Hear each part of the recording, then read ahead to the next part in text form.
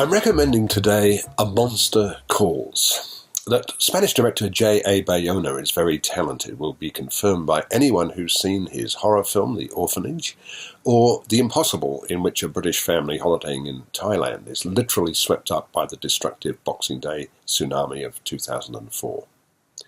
His new film is, like its predecessors, a film about a family in crisis.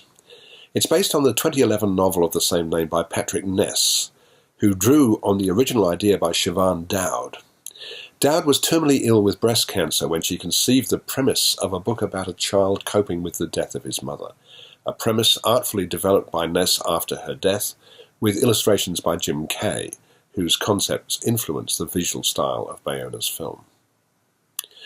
A film in which the 13-year-old protagonist is only too aware that his mother is dying a painful death is certainly not for young kids, but for older children and their parents, it provides a thoughtful approach to the subject. Plus, it's beautifully made, as are all Bayona's films.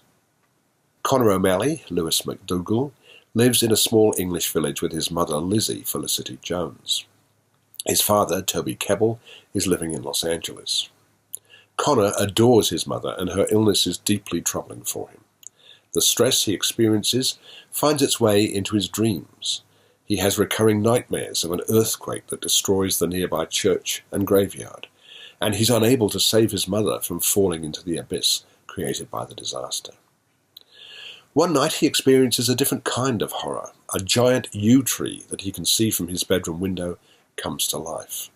The tree monster, voiced by Liam Neeson, is not exactly frightening. He's a solemn, imposing creature who thereafter arrives every night at exactly 12:07. Why this specific time is something we learn later.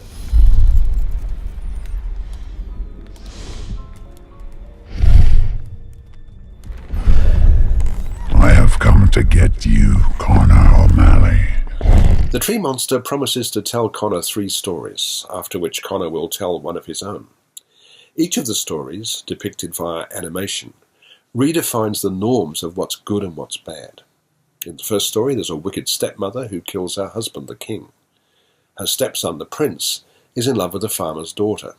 But all the conventions of the fairy tale are upended in this and the other 2 stories told by the monster.